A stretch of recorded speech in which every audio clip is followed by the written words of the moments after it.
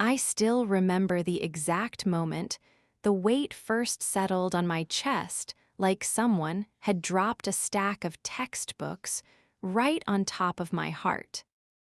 My name is Jalen Carter. I was 12 years old, and back then everything important in my world happened inside the red brick walls of Lincoln Middle School in a mid-sized town outside Atlanta. The hallways always smelled like floor wax and cafeteria pizza, and the fluorescent lights buzzed overhead like they were trying to tell me something I wasn't ready to hear. My dad, Marcus, was the center of my universe. He was tall, broad-shouldered, quiet in the way strong men sometimes are, with hands that were rough from years of work, but gentle whenever they touched my shoulder or ruffled my hair. He was a custodian at Piedmont Regional Hospital, mopping corridors at 3 in the morning, emptying biohazard bins, fixing leaky faucets so the night nurses didn't have to. He never complained. Every clean floor means one less slip, one less fall, one less problem for somebody who's already hurting, he would say, and he meant it. To him, it was honorable work. To me, at 12, it started feeling like a secret I had to carry. Mom had been gone since I was 6. Breast cancer. The kind that moved fast and didn't give second chances. After the funeral, Dad and I just kept moving forward, one day folding into the next. We lived in a small brick house on Maple Street, nothing fancy, but the yard was always cut, the porch light always on. Saturday mornings, he made pancakes from scratch, drowning them in syrup until they looked like little golden lakes, and we'd eat them while watching old cartoons. Those mornings felt safe. School, though school was different. My teacher that year was Mrs. Evelyn Hargrove. She wore the same shade of coral lipstick every day, kept her hair in a perfect low bun, and spoke with that slow, syrupy drawl some Southern white women have when they want you to know they're being polite but not friendly. She never raised her voice, never yelled, but she had a way of making certain kids feel invisible, or worse, like they were taking up space they didn't deserve. I was usually one of those kids, not because I acted out. I didn't. I sat in the third row from the window, kept my head down, finished my work early, and tried to disappear into the background. But disappearing never really worked when you were one of only 4 black kids in a class of 28. Everything changed the week they announced Career Day. The principal's voice came crackling over the intercom right after the Pledge of Allegiance. Attention, students. Next Friday, we will celebrate Career Day. Each of you will stand up and tell the class what your parent or guardian does for a living. Be proud, be prepared. The room exploded with chatter. Kids started shouting over each other. My dad's a pilot. My mom owns a boutique downtown. My uncle's a detective, real one, not on TV. I sat there feeling the air leave my lungs. What was I supposed to say? My dad cleans hospital floors at night so doctors can save lives during the day. It was true. It was important. But I already knew how it would sound next to airline pilot and boutique owner. That night, I waited until we were doing dishes. Dad was at the sink, sleeves rolled up, humming an old gospel song under his breath. I dried the same plate 3 times before I found the courage. Dad, we have to do presentations at school about what our parents do. He turned the water off, wiped his hands on the dish towel, and looked at me, really looked. Then tell 'em the truth, Jalen. Tell 'em I keep the hospital running so people can get better. Ain't no shame in honest work. I nodded, but my throat felt tight. He dried his hands again, even though they were already dry, then pulled me into a one-armed hug. "You got this, son." The week crawled by. Every day someone new would stand up during practice rounds and talk about their parents' corner office, their company car, their expense account. I rehearsed in the bathroom mirror at home, trying different versions. My father is essential hospital staff. My dad maintains critical sanitation standards. My dad is the reason the operating rooms stay sterile. None of them sounded right. They all sounded small. Friday came too fast. I wore the navy polo shirt Dad had ironed the night before, the one that still smelled faintly of fabric softener. The classroom looked different that day. Posters of firefighters, astronauts, CEOs taped to the walls like they were cheering us on. Mrs. Hargrove stood at the front with her clipboard, smiling the way she did when she was about to grade something. Presentations started with the front row. One after another, kids walked up, chests puffed, voices loud. Laughter, applause, questions. "That's so cool. Do you get to fly sometimes?" I sat with my hands folded so tight my knuckles turned white. When she called my name, the room got quieter. Not silent, just quieter, like everyone was waiting to see what would happen. I walked to the front. My sneakers squeaked on the floor. I cleared my throat. "My dad works at Piedmont Regional Hospital. He's a custodian. That means he cleans every part of the building, hallways, waiting rooms, patient rooms, so germs don't spread and people can focus on getting well." I tried to keep my voice steady. I looked at the back wall instead of faces. "It's important work." Silence again, then a small giggle from the back corner, then another. Mrs. Hargrove tilted her head, lips pursed. "A janitor, you mean?" she said, the word coming out slow and deliberate, like she was tasting it and didn't like the flavor. "Well, that's certainly necessary. But tell us, Jalen, does your father have any plans to move up? Perhaps pursue something with a little more upward mobility? Education can change everything." The giggles turned into open laughter. Someone whispered, "Mop boy." My ears burned. My tongue felt thick. "He likes his job," I managed. She gave a small nod, the kind you give when you're being generous. "Of course. Next." I don't remember walking back to my seat. I just remember sitting down and the room spinning a little. The rest of the presentations blurred past me. When the bell rang, I stayed in my chair until almost everyone left. Mrs. Hargrove didn't look at me as she straightened papers. I grabbed my backpack and left without a word. The walk home felt longer than usual. Kids on bikes rode past yelling to each other. A lady watered her flowers. Everything looked normal, but nothing felt normal. When I got inside, I dropped my bag by the door and sat on the bottom step of the stairs with my head in my hands. Dad wouldn't be home for hours. The house was too quiet. I could still hear the laughter in my head, could still see Mrs. Hargrove's face when she said "janitor" like it was a dirty word.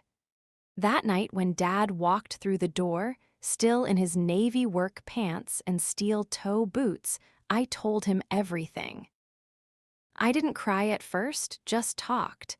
Then the tears came anyway. He listened without interrupting, then pulled me against his chest. His shirt smelled like bleach and sweat and him. "They don't know what they're laughing at, Jalen," he said quietly. "But we do, and that's enough for now." He held me until the crying stopped. Then he made us both hot chocolate even though it was warm outside, and we sat on the porch until the streetlights came on. I thought that would be the worst of it. I was wrong. The whispers started Monday morning.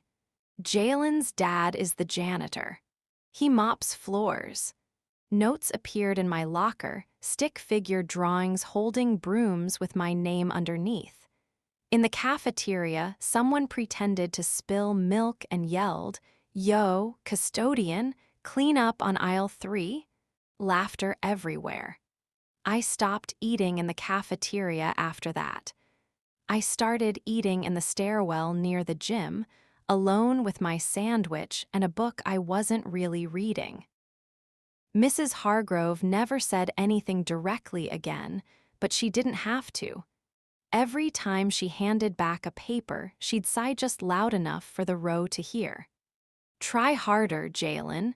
You don't want to be stuck doing manual labor forever, do you?" The class would snicker. I stopped raising my hand. I stopped looking forward to anything school-related. Every night I'd lie in bed staring at the glow in the dark stars Dad had stuck to my ceiling when I was 8. They didn't glow as bright anymore. I kept thinking about the assembly coming up in a few weeks, the big end-of-quarter event where parents were invited and community, heroes, got recognized. Dad said he'd try to get off work early. I didn't want him there. Not in his uniform, not with the way people looked at me now, but he kept saying he'd be there. And something in his voice, something calm and cert, made me wonder what he knew that I didn't. The next 2 weeks felt like walking through mud, every step heavier than the last. I started waking up before my alarm just so I could lie there staring at the ceiling, counting the little glow in the dark stars that had mostly faded, trying to convince myself today would be different. It never was. The hallway between first and second period became the worst part of the day. That's where the 8th graders hung out, leaning against lockers like they owned the building, and a couple of them had taken a special interest in me after career day. "Yo, Jalen, your pop still got that mop on speed dial." One of them would call out, loud enough for the whole corridor to hear. The others would crack up, slapping hands like they'd invented comedy. I learned to keep my eyes on the floor tiles, count them as I walked, 17, 18, 19, until I turned the corner and the sound faded behind me. In Mrs. Hargrove's room, the air felt thicker. She didn't say anything outright anymore, but she didn't have to. When she passed out worksheets, she'd pause at my desk just a second longer than everyone else's, letting out this tiny disappointed breath, like she was looking at a project that would never get an A. During silent reading, she'd walk the aisles and stop behind me, close enough that I could smell her floral perfume mixed with hairspray. "Focus, Jalen," she'd murmur, even though I was already reading. The kids around me would smirk without looking up from their books. I stopped bringing novels to class. I brought textbooks only, big, boring ones that made me look busy and unapproachable. Lunch was the loneliest hour. I'd stopped going to the cafeteria after the 3rd time someone, accidentally, knocked my tray and yelled for the custodian to come clean it up. Instead, I found a quiet spot at the end of the C-wing hallway, sitting against the wall with my back to the water fountain. I'd eat half my sandwich, wrap the rest back up, and spend the remaining 20 minutes drawing in the margins of my math notebook. Rockets launching, stars exploding, anything that took me out of that building. Sometimes I'd sketch Dad in his uniform, but I always scratched him out before the bell rang. I didn't want anyone seeing. Dad kept asking how school was going. Every night over dinner, spaghetti from a jar, chicken baked with whatever seasoning we had left, he'd look across the table and wait. I'd say fine or okay, or change the subject to the Atlanta Hawks game. He never pushed too hard, but I could see the worry carving deeper lines around his eyes. One evening, he came home earlier than usual, still in his work clothes, carrying a small paper bag from the corner store. Inside were 2 root beer floats in plastic cups, the kind with the ice cream already melting into the soda. We sat on the porch steps and drank them slowly while the neighborhood settled into dusk. Crickets started up. Streetlights flickered on one by one. "Jalen," he said after a long, quiet stretch, "if somebody's making it hard for you at school, you tell me. I'll go up there myself." His voice was low, steady, the way it got when he meant business. I stared into my cup, watching the foam swirl. "It's not like that," I lied. "Just kids being kids." He didn't buy it, I could tell, but he let it drop. Instead, he bumped his shoulder against mine. "You're tougher than you think, you know that." Tougher than me at your age. I didn't feel tough. I felt small and bruised and tired of pretending. The assembly was announced during morning announcements the following Monday. Mr. Ellis's voice came through the speakers sounding almost excited. "Mark your calendars for Friday, October 24th, our annual Community Heroes Assembly. Parents, guardians, friends, join us at 1 o'clock in the gymnasium. We'll be recognizing individuals who make our town stronger every single day." The class buzzed. Someone whispered, "Maybe the mayor's coming." Someone else said, "I heard they're giving out gift cards." I didn't say anything. I just thought about Dad in his navy pants and steel-toe boots walking into that gym full of people who'd spent weeks laughing at his job. My stomach twisted so hard, I almost raised my hand to go to the nurse.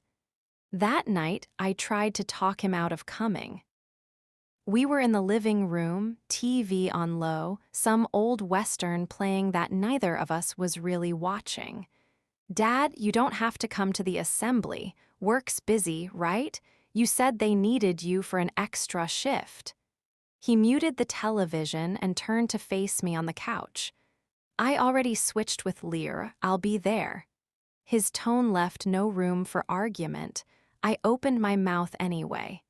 "But, Jalen," he cut in gently, "I'm coming. End of story." Then he unmuted the TV, and we went back to watching cowboys ride across a black and white desert. I didn't argue anymore, but the dread settled deeper. The days before the assembly dragged like they were stuck in molasses. More notes in my locker, more hallway comments. One afternoon during PE, someone threw a dodgeball at my head and yelled, "Catch, custodian." Coach blew the whistle but didn't say much else. I walked off the court, sat on the bleachers, and stared at my sneakers until the period ended. When I got home that day, I went straight to my room, shut the door, and cried into my pillow until my throat hurt. Not loud sobs, just quiet, choking ones that made my whole body shake. I hated how weak it made me feel. I hated that I cared what they thought. Most of all, I hated that part of me agreed with them, that Dad's job sounded small next to everyone else's. Thursday night, Dad came home with something under his arm, a garment bag. He hung it on the back of the kitchen chair without a word. I eyed it while we ate leftovers. "What's that?" I finally asked. He smiled, just a small one, the kind that meant he knew something I didn't.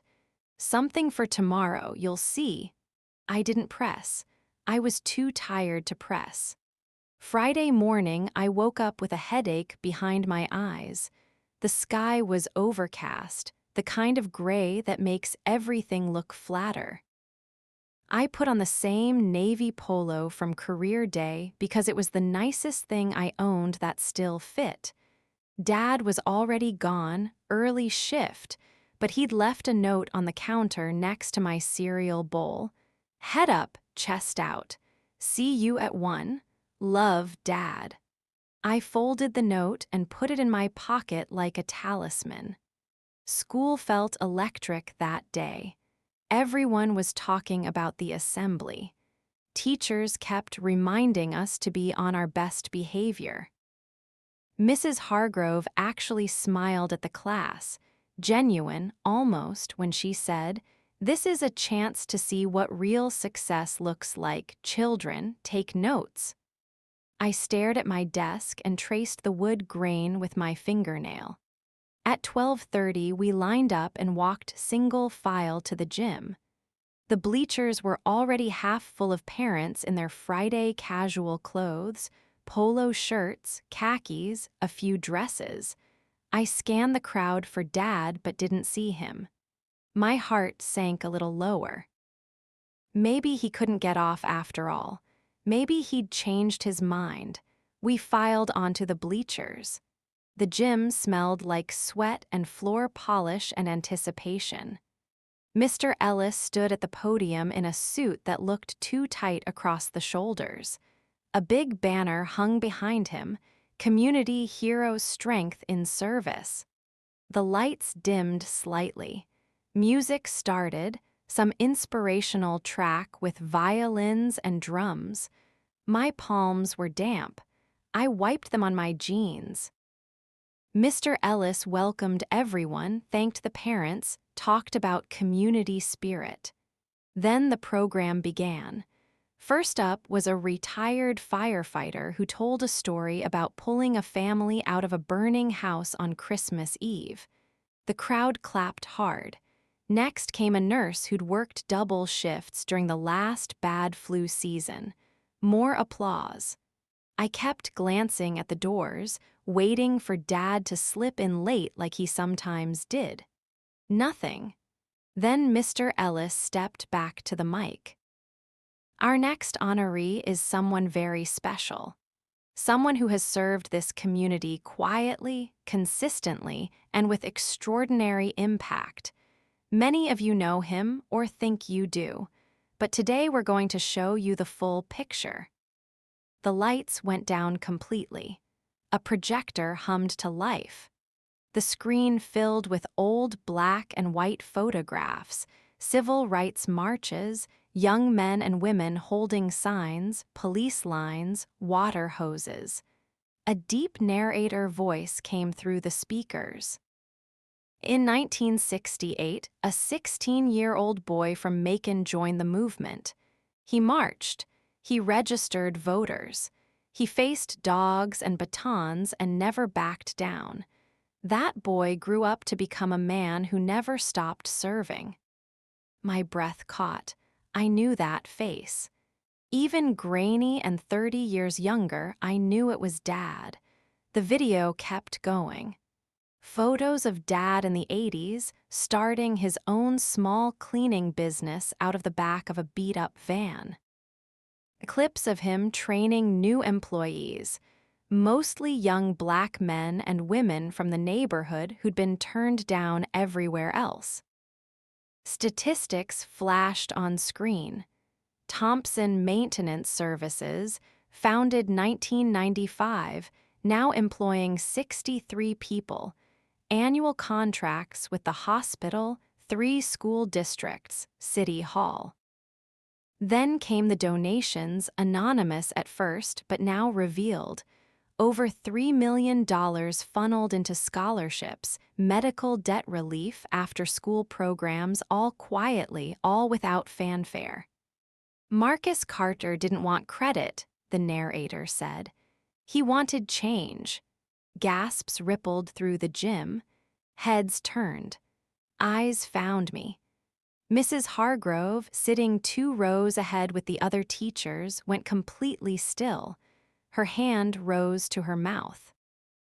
The video ended with recent footage, Dad mopping a hallway at 3 a.m., the same steady rhythm he'd used at home when he cleaned our kitchen floor. then him handing out coats to kids at the community center last winter. The screen faded to black. A single line appeared in white letters. Some heroes wear capes, others wear work boots. The gym lights came back up. Mr. Ellis smiled wide. "Ladies and gentlemen, please welcome Marcus Carter." The side door opened. Dad walked in, not in a suit, not in anything fancy, just his Navy work uniform, name tag still pinned to the chest pocket, boots polished. He didn't rush. He walked straight and calm the way he always did. The applause started slow, then built until it roared. People stood. Parents, teachers, kids. Even some of the boys who'd thrown dodgeballs at my head were on their feet, clapping. Dad stepped to the podium. He looked out over the crowd, found me in the bleachers, and gave the smallest nod, just for me. Then he spoke. "I've spent most of my life cleaning up after other people," he began, voice low but carrying to every corner.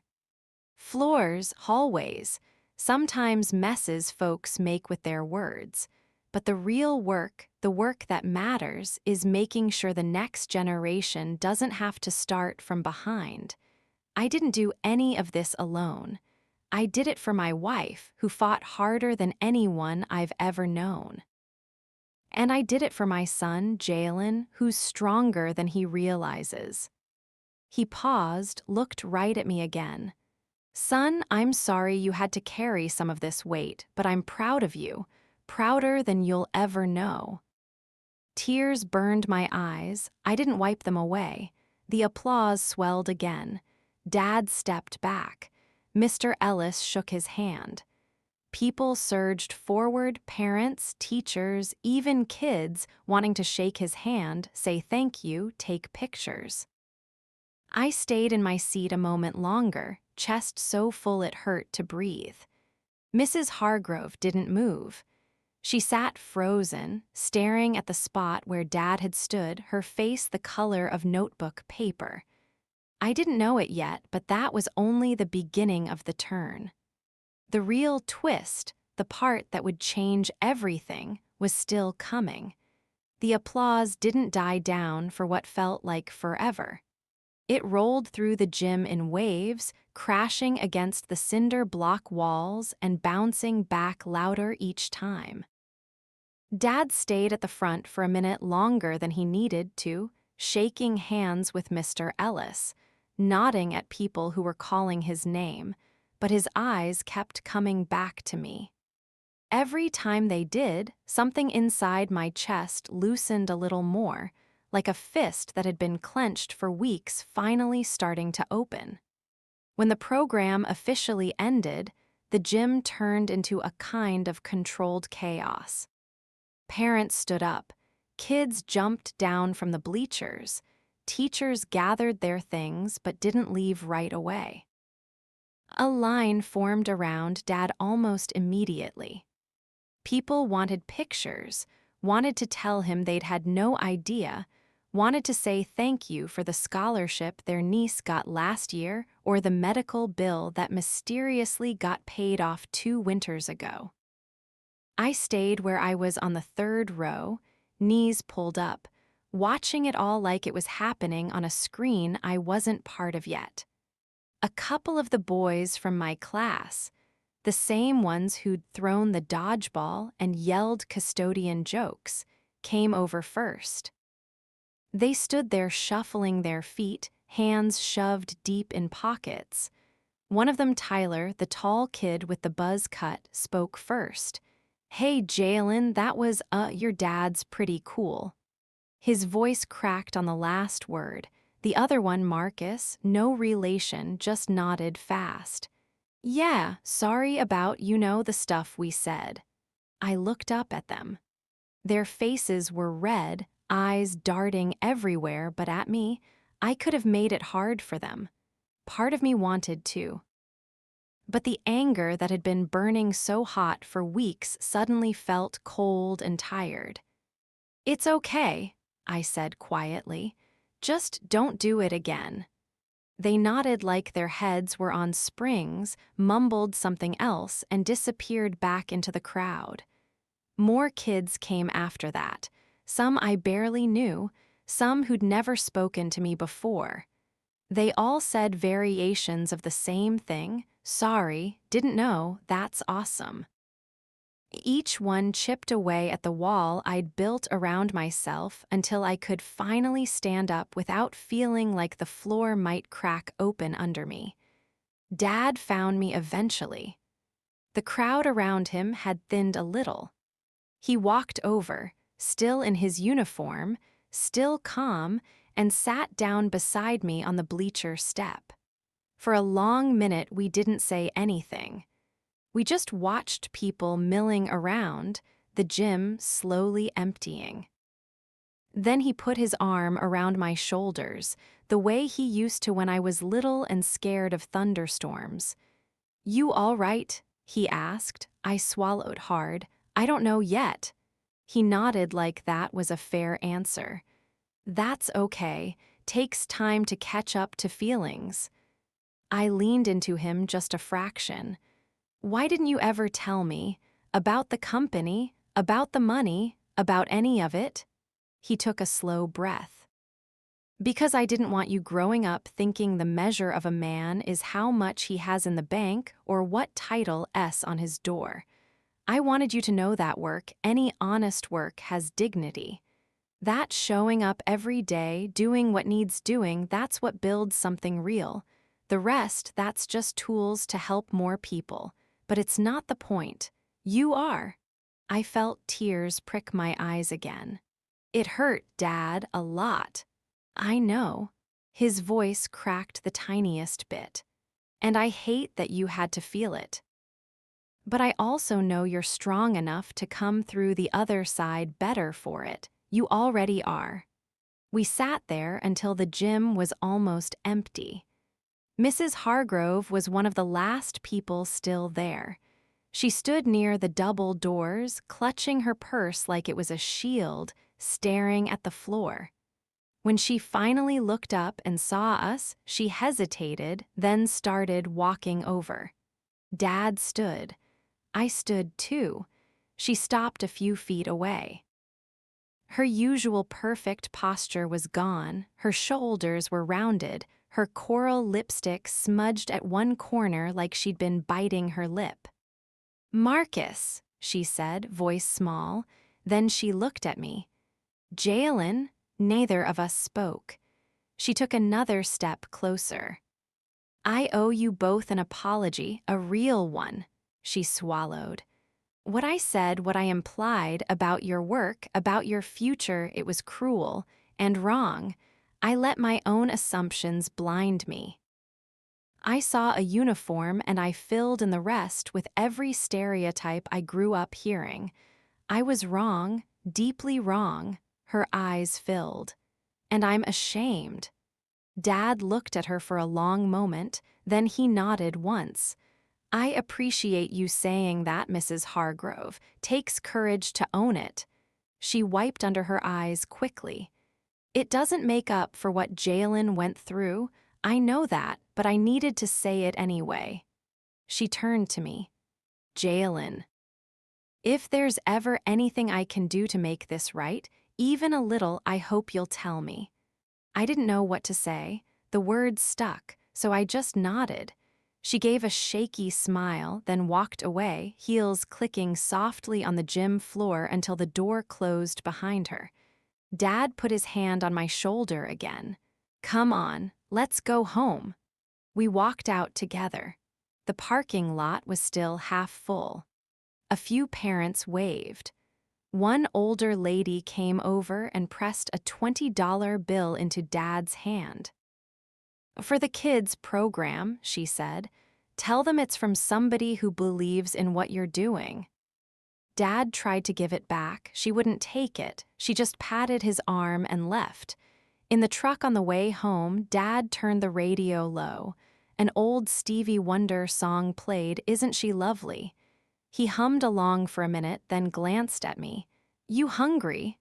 "Starving." "Pancakes for dinner?"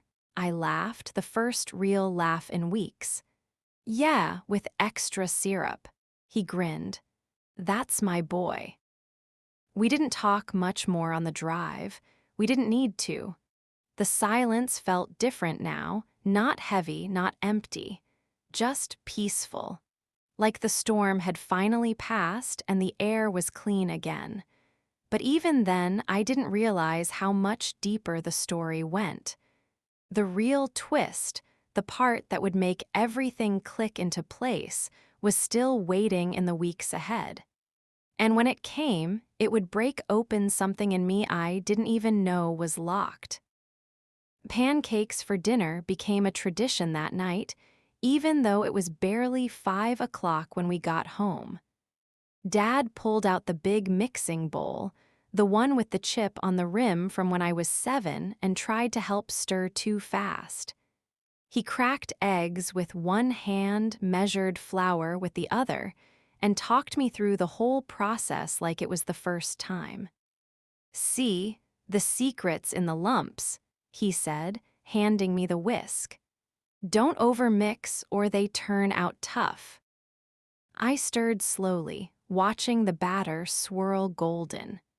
The kitchen filled with the smell of vanilla and melting butter, chasing out the last shadows of the day. We didn't talk about the assembly much at first, just ate, stacking our plates high with syrup-drenched circles, laughing when the forks clinked too loud. But halfway through my third pancake, it all came spilling out. Dad, how did they even know? About the company and the donations and everything. He set his fork down, wiped his mouth with a napkin, and leaned back in his chair. His eyes got that faraway look, the one he saved for stories from before I was born. Mr. Ellis called me a couple weeks back, said they were putting together the program and wanted to highlight everyday heroes. I told him no at first, but he kept pushing, said the school had records, tax filings on the donations, business licenses linked to the hospital contract. Turns out one of the secretaries recognized my name from a thank you plaque in the admin office. I couldn't hide it anymore. I chewed slower. But why keep it secret so long, all those years? We lived like we had nothing extra. No big house, no vacations. He nodded like he'd expected the question. After your mom passed, the bills stacked up higher than the house payments. I took every cleaning job I could, hospitals, offices, schools, saved every penny, bought a van, got my first contract. Built it slow so no one could say I got favors. The company name's Carter Services, LLC, not my full name on the door. I wear the uniform because it's honest. Reminds me and the crew that we're all in it together. The money goes back out. Scholarships for kids like you, medical funds for families who lose someone sudden. Didn't want headlines, didn't want pity or envy, just wanted impact. His words landed soft but heavy. I thought about the times he'd come home bone tired, feet aching, but still sat with me over homework. The extra shifts he pulled without complaint. The way he'd slip 20s into envelopes for neighbors down on luck. You did it for Mom, I said quietly. He reached across the table, squeezed my hand. For her, for you, for all the folks who don't get second chances. Tears stung again, but this time they felt like release. We finished eating in comfortable quiet, the kind that wraps around you like a blanket. Word spread faster than I expected. By bedtime, the house phone rang, first the local paper wanting a quote, then a reporter from the Atlanta station. Dad let the machine pick up, screening calls with that calm efficiency he had.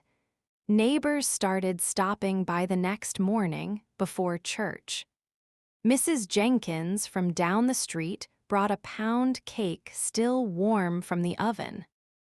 Marcus, you changed my grandson's life with that scholarship. Law school full ride. Old Mr. Wilkins shook Dad's hand so hard I thought it'd come off. You paid my chemo bills anonymous-like, thought it was an angel. Dad just smiled, thanked them, shared the cake around. I watched from the porch steps, chest swelling with something new pride, pure and unfiltered. Monday morning at school felt like stepping into a parallel world. The bus ride, usually a gauntlet of whispers, was quiet. Kids nodded when I got on, no jokes. In the hallway, Tyler and the others gave wide berth, mumbling "hey" as I passed. Lockers no longer had notes. By first period, the buzz was everywhere. Did you see Jalen's dad on the news? He's loaded but acts normal. Mrs. Hargrove's class was the real test. I walked embraced, but she didn't pause at my desk. Instead, she started with announcements, her voice softer. Class, as you know from Friday, we had a remarkable guest. Let's give Jalen and his father the respect they deserve, no more talk of that nonsense. Murmurs of agreement, no snickers.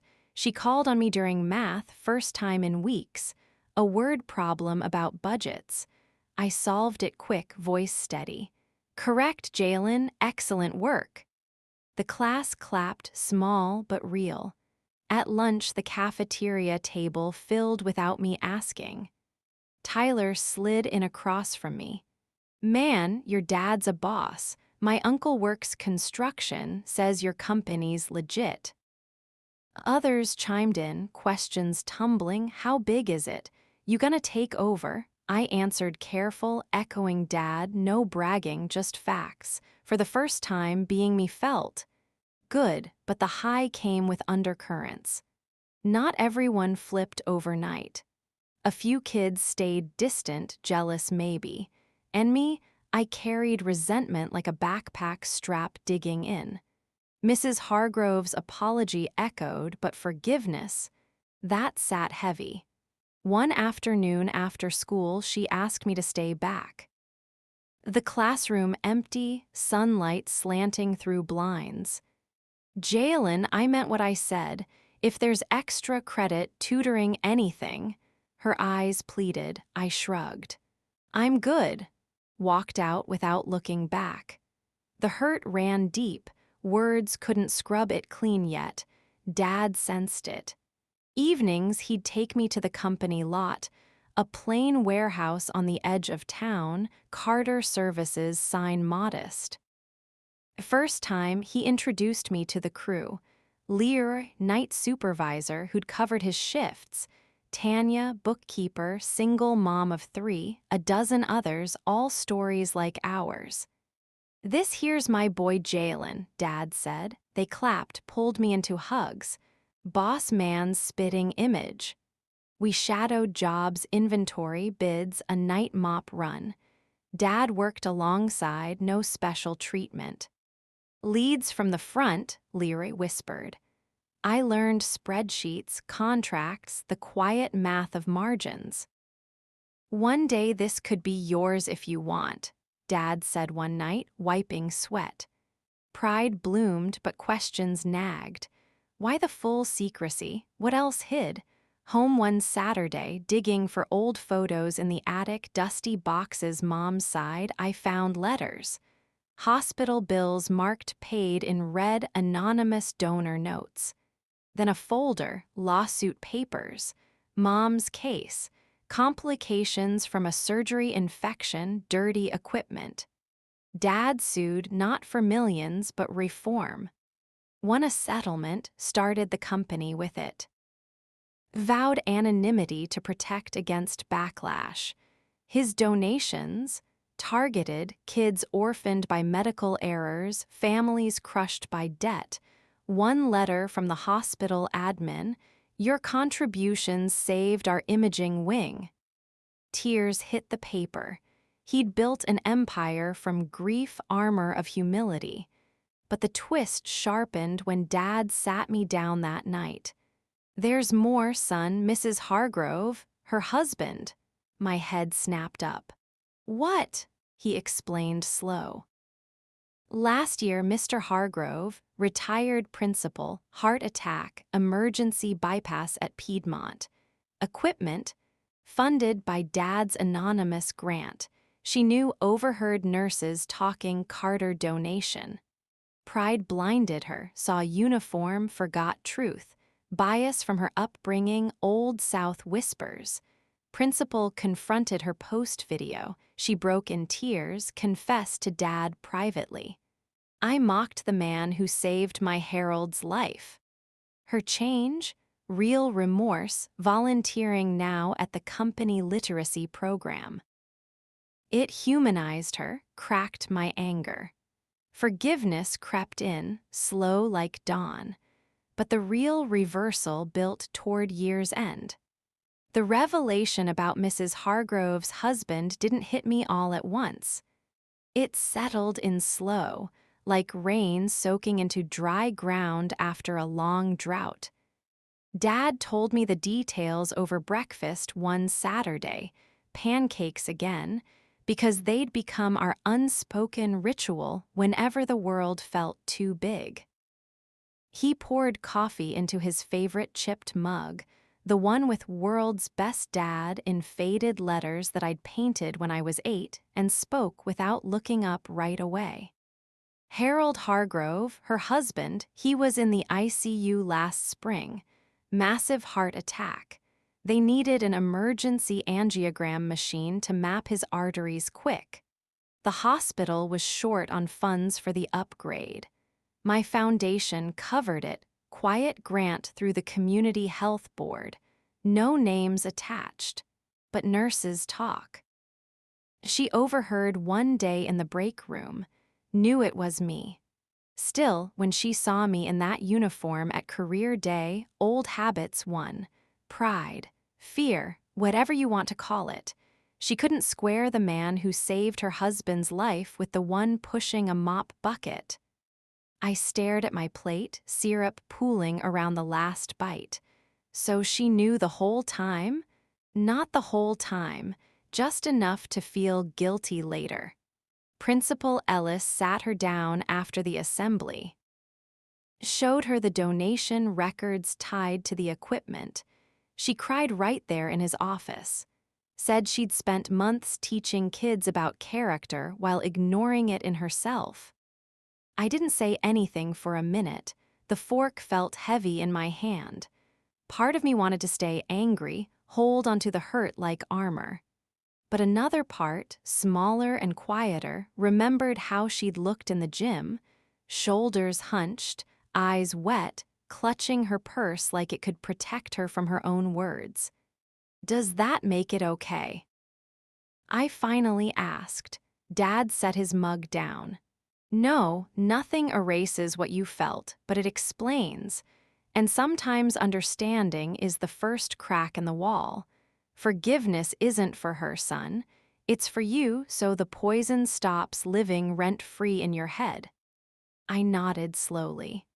The words made sense, even if the feeling hadn't caught up yet. That Monday, I noticed her differently. She still wore the coral lipstick, still kept the perfect bun, but something had shifted. She didn't hover behind my desk anymore. When she handed back graded papers, she just said, "Good job, Jalen," and moved on, no sigh, no lingering pause. During a history lesson on the civil rights movement, she showed a clip of young marchers, Dad's era, and paused the video. Sometimes the people who change things don't look like the ones in the history books at first, she said quietly. They look like your neighbors, your parents, people you might overlook. Her eyes flicked to me for half a second.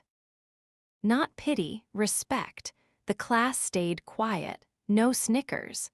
After school, she started volunteering at the community center where Dad's foundation ran after-school tutoring.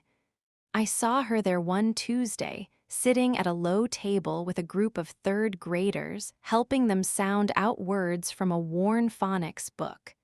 She looked up when I walked past with Leroy to drop off supplies. Our eyes met. She gave a small, tentative smile. I didn't smile back right away, but I didn't look away either. Progress, maybe. The company became my second home. Dad started bringing me every Wednesday and Saturday. I learned the rhythm: trucks loading at dawn, crews checking in, dispatch radios crackling with job updates. Tanya taught me basic QuickBooks, how to track invoices, spot patterns in expenses. "Your dad's numbers are clean as his floors," she joked. Lyra showed me the maintenance log, every hospital corridor, every school hallway color-coded by priority. "We don't just clean," he said. "We prevent." One missed spill could mean a lawsuit, a fall, a life changed. Your pops gets that. One evening, we rode along on a late shift. Dad drove the company van, me in the passenger seat, the back loaded with buffers and eco-friendly solutions. The hospital loomed ahead, lit up against the night sky. We parked near the service entrance. Dad grabbed his mop bucket, same one he'd used for years, and we walked the quiet corridors together. Fluorescent lights hummed overhead. The smell of disinfectant was familiar now, almost comforting. He stopped at the cardiac wing. "This is where Harold was," he said softly. "Room 412. I mopped right outside that door the night before his surgery. Didn't know whose life was on the line, just knew it mattered." He dipped the mop, wrung it out, started the slow, steady sweep. I took the second mop from the cart without being asked. We worked side by side, no words needed. The hallway gleamed under the lights when we finished. Dad looked at our reflection in the shiny floor, two figures, one tall, one still growing, and smiled. "See, we leave things better than we found them. That's the real job." I felt it then, the shift inside me, not sudden, gradual. The humiliation that had felt like a permanent scar started fading at the edges. Pride took its place, not loud, showy pride, but the quiet kind that comes from knowing who you come from. Spring came. Grades climbed. Teachers wrote notes home praising my renewed focus. Friends multiplied, real ones, the kind who didn't care about titles or bank accounts. Tyler started sitting with me at lunch most days. We talked basketball, video games, school gossip, normal stuff. It felt like breathing again. Then came the end-of-year assembly. Not the big hero one, just the regular awards ceremony. Names called for perfect attendance, honor roll, citizenship. When they got to outstanding resilience and academic improvement, Mr. Ellis paused, smiled wide. "This award goes to a young man who faced challenges with grace, who turned pain into purpose, and who reminds us all what strength really looks like. Jalen Carter." The gym erupted. I walked to the stage on legs that didn't feel entirely mine. Mr. Ellis handed me the plaque, simple wood, engraved gold plate. Dad was already there, standing off to the side in his uniform because he'd come straight from a job site. He didn't need to be invited. Everyone knew he belonged. I took the mic. My voice shook at first, then steadied. I used to think being strong meant never feeling hurt. Then I learned it means feeling it all the way through and still standing up. My dad taught me that. He taught me that real heroes don't always wear capes. Sometimes they wear work boots and carry mops. And sometimes they carry their kids through the worst days without ever letting them fall. I looked at Dad. Tears shone in his eyes, the first time I'd ever seen him cry. I looked at Mrs. Hargrove in the front row. She was crying too, openly, clapping hard. I stepped back. The applause washed over me like warm water. Later, outside in the parking lot, Dad hugged me so tight I could feel his heartbeat against mine. "You did good, son." "We did good," I corrected. He laughed, a deep, rolling sound that echoed across the lot. The sun was setting, painting everything gold. For the first time in a long time, the future didn't feel like something to survive. It felt like something to build. The summer after 8th grade felt like the first real breath I'd taken in a long time. School let out, the hallways emptied, and the weight that had pressed on my shoulders for months finally lifted enough that I could stand straight without effort. Dad and I kept the routines that had started to feel like anchors. Saturday pancakes, Wednesday evenings at the company lot, late-night rides to check on job sites when the city was quiet and the streets belonged only to streetlights and delivery trucks. But now those routines carried something extra: conversation, laughter, plans that stretched beyond the next day. I turned 13 in July. Dad didn't throw a big party, he never had. Instead, he took the day off, something he almost never did, and we drove to Stone Mountain for the afternoon. Just the two of us. We hiked the walk-up trail, slow because the Georgia heat was thick and unforgiving, stopping every so often to drink water and look out over the rolling green that stretched forever.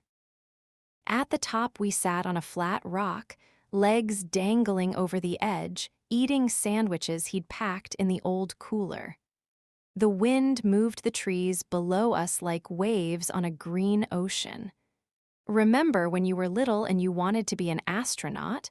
he asked, unwrapping his second sandwich. I laughed. "Still do, kinda. Just figured out the math's harder than I thought." He nodded. "Math's hard, life's harder, but you've got the heart for both." He paused, looking out at the horizon. "I never got to finish college. Dropped out when your mom got sick the first time. Thought I'd go back someday. Never did, but watching you, it's like I'm getting a second chance through your eyes." I didn't know what to say to that, so I just leaned my shoulder against his. We stayed up there until the sun started to dip, painting the sky in oranges and pinks that looked almost too perfect to be real. On the drive home, he turned the radio to an oldies station. Otis Redding came on, "Try a Little Tenderness." Dad sang along, off-key but loud, and I joined in until we were both laughing too hard to keep the words straight. That fall, I started high school. Different building, different faces, different rules, but the same me, only steadier. The first day I walked the halls with my head up, backpack slung over one shoulder, no longer scanning for escape routes. Tyler transferred to the same school. We had 2 classes together. He introduced me to his friends, a mixed group who didn't ask questions about my dad's job because they already knew the story from middle school gossip that had turned into legend. "Your pops is famous now," one kid said during lunch. "Saw him on the news again, some award from the mayor." I just smiled. "He's just my dad." Mrs. Hargrove retired that year. She sent me a card the week before the last day of school, a simple white envelope with my name in her neat handwriting. Inside was a handwritten note. "Jalen, I've spent a lot of nights thinking about that year, about the words I chose and the hurt they caused. I can't undo it, but I can promise I've carried the lesson every day since. You showed me more about grace than I ever taught in any classroom. Thank you for that. And thank your father again for me. He's the kind of man the world needs more of." With deepest respect and regret, Evelyn Hargrove, I read it twice, then folded it carefully and put it in the box where I kept Mom's pictures and the old letters from the attic. I didn't cry. I just felt settled, like a chapter had closed without needing to be slammed shut. High school flew by in the way good years do. Classes, basketball tryouts. I made JV, late-night homework sessions with friends, summer jobs sweeping floors at Dad's company because he insisted I learn the business from the bottom up. No shortcuts, he said every time I complained about blisters. That's how you earn the right to lead. By senior year, I'd grown taller than him, 6'1" to his 6'3", and people started saying we looked alike in ways that went beyond height. Same jawline, same quiet eyes, same way of listening more than talking. I applied to colleges with essays that wrote themselves. One about resilience, one about legacy, one about the night I mopped a hospital hallway beside my father and understood what service really meant. Acceptance letters came more than I expected. Scholarships, too, some from places that had nothing to do with Dad's foundation. I'd earned them on my own. Graduation day arrived bright and hot. The football field was lined with white chairs, the stands packed with families waving signs and balloons. I sat with my cap and gown, tassel tickling my cheek, heart pounding in a good way. When they called my name for honors, valedictorian runner-up, national merit finalist, the resilience award they'd started naming after Dad, I walked across the stage to cheers that felt personal. Dad was in the front row, still in his work uniform because he'd come straight from a morning shift. He didn't try to hide it. He wore it like armor and crown at the same time. When I got my diploma, he stood first, clapping so hard his hands turned red. I spotted him through the sea of black gowns and mortar boards and felt my throat close up. After the ceremony, we took pictures, me in the cap and gown, him with his arm around my shoulders, both of us squinting into the sun. Friends came over, parents hugged Dad, teachers shook his hand. Mrs. Hargrove was there too. She'd come back as a guest. She waited until the crowd thinned, then approached us.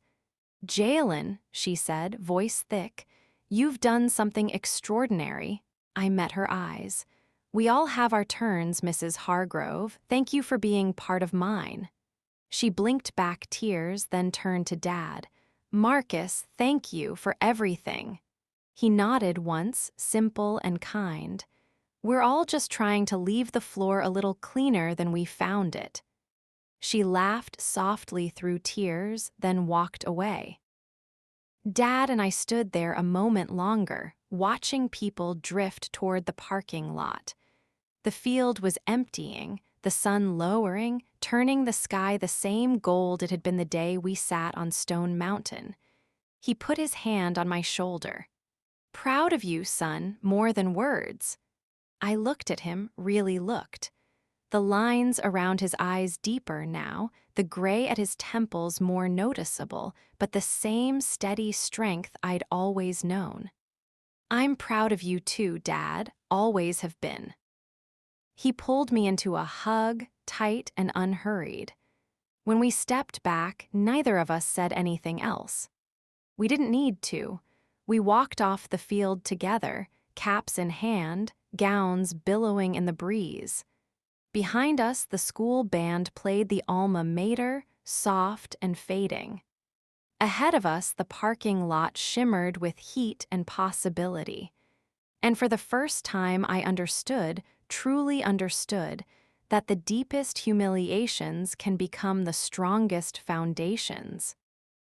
That reversals aren't just surprises, they're revelations. That a man who mops floors at 3 in the morning can move mountains without ever raising his voice. We got in the truck. Dad started the engine. I rolled down the window and let the warm air rush in. "Where to now?" he asked. I smiled. "Home, then wherever comes next." He nodded, shifted into drive, and we pulled out onto the road. Two men, one story, endless road ahead.